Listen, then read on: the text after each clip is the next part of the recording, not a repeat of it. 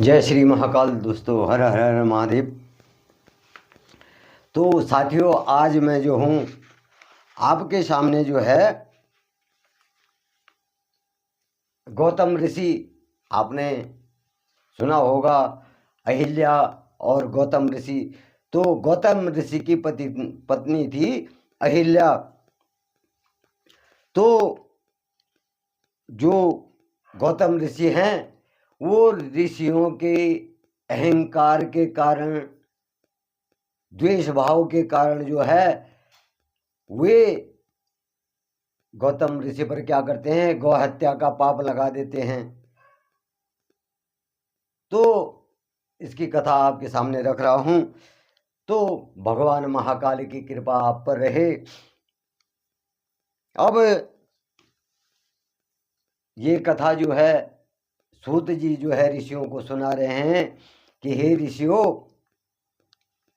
एक बार जो है गौतम ऋषि ने जो है वरुण देवता की तपस्या की, जबकि धरती में सूखा पड़ गया था। तो गौतम ऋषि ने जो है वरुण देवता की तपस्या की और वरुण देव ने जो है प्रसन्न होकर के गौतम ऋषि को जो है जल दिया था। और वहां पर उस जल कुंडी से सारे ऋषि मुनि जो है पानी लेते थे। और एक बारी जो है गौतम ऋषि के शिष्य जब पानी लेने गए तो उन ऋषि पत्नियों ने जो है उनको पानी लेने से इनकार कर दिया और उन्हें वहां से भगा दिया। तो तब स्वयं अहिल्या जो हैं पानी लेने जाती हैं और पानी लेकर के गौतम ऋषि को देती हैं। लेकिन उन ऋषि पत्नियों के मन में भी जो है खोट होता है, क्योंकि वो जलते हैं कि गौतम ऋषि ने तो वरुण देव को प्रसन्न कर दिया।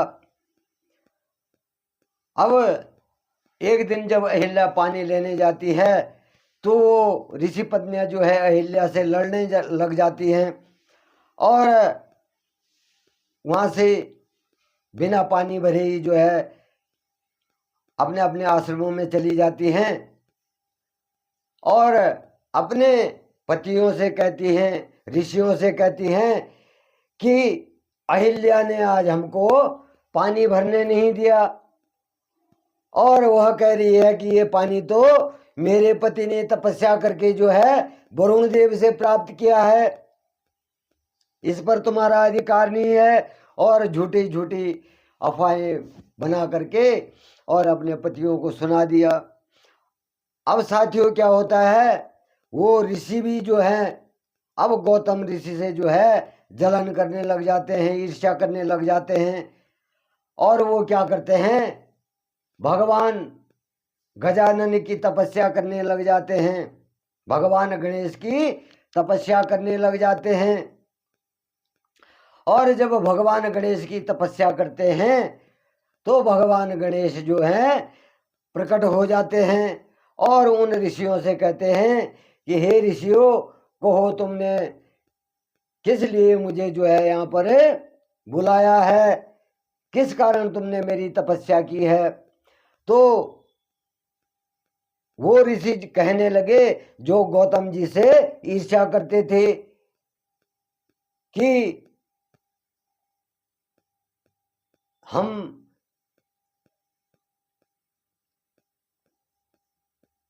हे गजानन ऐसा चाहते हैं कि गौतम ऋषि और उसकी पत्नी, उसके शिष्य जो हैं इस स्थान को छोड़ करके चले जाएं। अब यह सुन करके जो है भगवान गजानन कहते हैं कि हे ऋषियों, गौतम ऋषि ने तो कोई पाप नहीं किया है और न ही उनकी पत्नी ने कोई पाप किया, उनकी पत्नी ने भी जो है कोई पाप नहीं किया, और तुम उनको जो है इस स्थान से क्यों निकालना चाहते हैं। वो तो बहुत परम आत्मा है और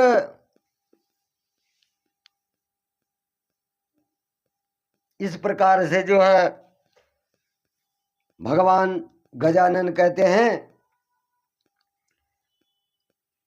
कि वो तो बहुत दानी हैं, बहुत लोगों की सेवा करने वाले हैं।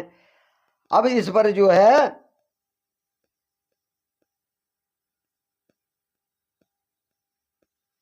गजानन जी जो है जब वो जिद करने लग जाते हैं ऋषि, तो गजानन जी उनको कहते हैं कि ठीक है, मैं तुम्हारी जो तपस्या है उसका वरदान तुम्हें अवश्य दूंगा। अब साथियों यहाँ पर क्या होता है कि भगवान गणेश, शिवपुत्र गणेश जो हैं, उन साधुओं को जो उन्होंने वरदान दिया, उसके कारण जो है गजानन जी क्या करते हैं, एक गाय का रूप धारण करते हैं। एक गाय का रूप धारण करते हैं और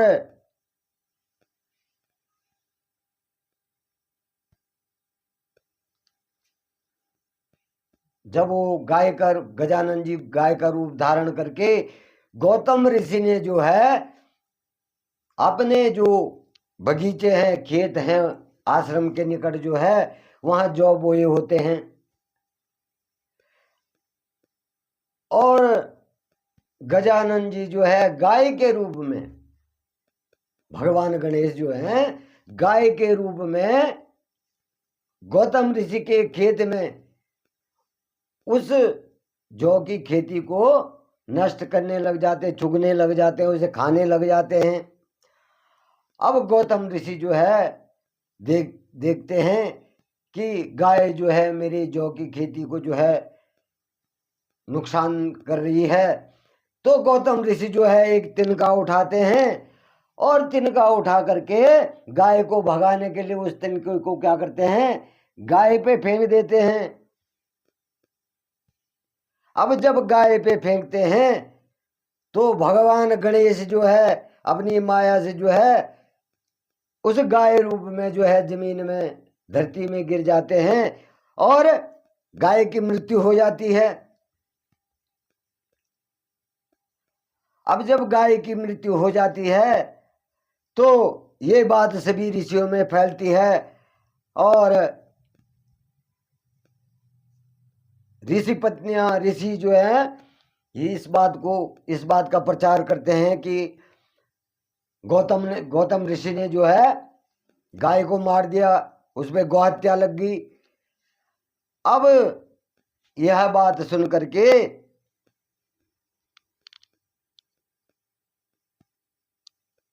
वो क्या करते हैं, गौतम ऋषि को और उनकी पत्नी अहिल्या को और उनके शिष्यों को जो है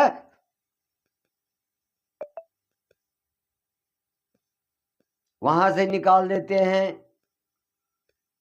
गौतम ऋषि जो है भगवान महाकाल के बहुत बड़े भक्त होते हैं और अब वो अपने मन में सोचते हैं कि भगवान महाकाल जो है, भगवान शिव जो है मेरे पे रुष्ट हो जाएंगे और मुझे अब इस गौ हत्या का जो है निवारण करना है, तो वो किस कारण होगा। तो वे क्या करते हैं, जब वो ऋषि उनको निकालते हैं तो उन ऋषियों से पूछते हैं कि हे ऋषियों, जो मेरे पे जो है ये गौ हत्या लगी है, इसका निवारण कैसे होगा। तो वो क्या कहते हैं कि तुम जो है गंगा जी की तपस्या करो और गंगा जी की तपस्या करके गंगा जी को प्रकट करो और उनके जल में स्नान करके तुम अगर उसके जल, गंगा जी के जल में स्नान करोगे, तुम्हारे जो है गौ हत्या का पाप जो है तुम पर से मिट जाएगा। अब यह सुन करके जो है गौतम ऋषि जो है अपने गौ हत्या के पाप को दूर करने के लिए जो है वहां से जो है चले जाते हैं और भगवान शिव का पार्थिव लिंग बना करके और भगवान शिव की जो है भक्ति पूर्वक जो है आराधना करते हैं। और उसके बाद जो है गौतम ऋषि जो हैं अपने शिष्यों को साथ लेकर के अन्य जगह पर चले जाते हैं। और गौतम ऋषि और अहिल्या जो है ब्रह्मगिरी पर्वत पर जाकर के ब्रह्मगिरी पर्वत की परिक्रमा करने लगते हैं और भगवान शिव का पार्थिव लिंग जो है वहां स्थापित करते हैं और पूजा करने लगते हैं। और पति पत्नी उत्तम आराधना एवं भक्ति भाव से जो है भगवान शिव की तपस्या करते हैं। और उसके बाद जो है भगवान महाकाल जो है वहां प्रकट हो जाते हैं। और जब वहां पर साक्षात प्रकट होते हैं तो अपने आराध्य को देख करके जो है गौतम और अहिल्या जो है प्रसन्न हो जाते हैं। और भगवान महाकाल कहते हैं कि हे देव ऋषि, मांगो, मुझसे क्या मांगना चाहते हो। तो गौतम ऋषि जो है यह सुन करके प्रसन्न हो जाते हैं और भगवान शिव को कहते हैं कि हे भगवान, हे महाकाल, मुझ पर कृपा करिए और मुझे जो है इस गौ हत्या के पाप से मुक्त करिए। अब क्या होता है, भगवान शिव कहते हैं कि हे गौतम, तुमने कोई पाप नहीं किया है, तुमने गौ हत्या नहीं की है। ये जो सारी साजिश थी, ये सारी साजिश जो तुमको वहां से निकालने के लिए की गई थी, इन्होंने क्या करा था, साजिश रची थी। और गणपति जो है गाय रूप में आए थे और इस तुमको वो वहां से निकालना चाहते हैं। तुमने किसी गाय को नहीं मारा है। अब वो भगवान शिव से कहने लगे कि हे भगवान, हे महाकाल, हे प्रभु, इस जगत कल्याण के लिए जो है मैं चाहता हूं कि मैं पतित पावनी गंगा जी को यहां पर प्रकट करूं। आप कृपा करके गंगा जी को यहां पर प्रकट कर दीजिए। तो भगवान शिव जो है वहां पर जो है गंगा जी को प्रकट करते हैं और गौतम ऋषि जो है उस जल में, गंगा जी वहां पर फिर भगवान शिव की आज्ञा से जो है जल में परिवर्तित हो जाती हैं और गौतम ऋषि जो है उसमें स्नान करके भगवान शिव, भगवान महादेव और गंगा जी का ध्यान करने लगते हैं। और इस प्रकार से जब गंगा जी में स्नान करके जब गौतम जो है भगवान शिव की आराधना करने लगते हैं तो उसके पश्चात जो है फिर गंगा जी जो है वापस जाने लगती हैं। तो तब भगवान शिव कहते हैं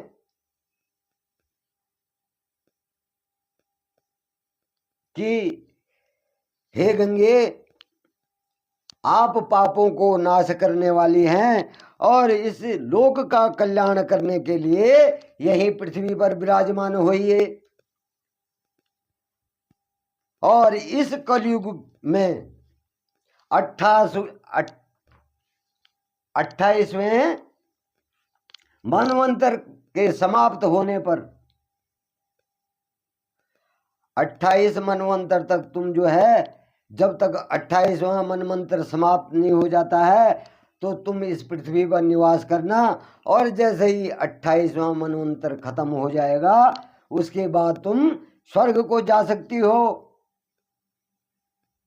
और जो भी मनुष्य, जो भी प्राणी श्रद्धा भाव से तुम्हारे जल में स्नान करेगा तो उसके सारे पापों का अंत हो जाएगा। और यह सुन करके गंगा जी भगवान महाकाल भगवान शिव से कहने लगी कि हे प्रभु, मैं तो सदा ही आपके अधीन हूँ और आपकी आज्ञाकारी हूँ। आपकी आज्ञा मेरे लिए शिरोधार्य है। परंतु मेरी आपसे एक प्रार्थना है कि आप जो हैं पार्वती के साथ में मेरे तट पर विराजमान होइए, जिससे कि मैं सदा आपके दर्शन कर सकूं और आपकी आराधना कर सकूं और हमेशा जो है आपके निकट रहूं। तो गंगा जी की इस प्रार्थना पर जो है भगवान शिव जो है गंगा जी की मनोकामना पूर्ण करने के लिए जो है वहां पर त्र्यंबकेश्वर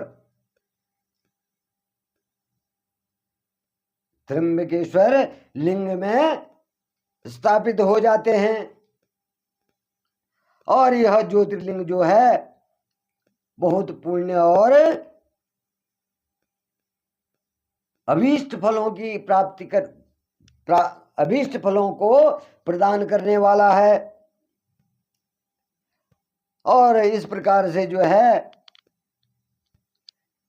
आज भी माँ गंगा जो है जिस स्थान पर गौतम ऋषि की तपस्या से जो है प्रकट हुई थी, वहां पर गौतमी के नाम से, गौतम ऋषि के नाम से, गौतमी के नाम से जो है प्रसिद्ध हैं। तो जय श्री महाकाल, हर हर हर महादेव। सभी भाई बहनों पर, सभी साथियों पर जो है भगवान महाकाल की कृपा बनी रही। हर हर हर महादेव।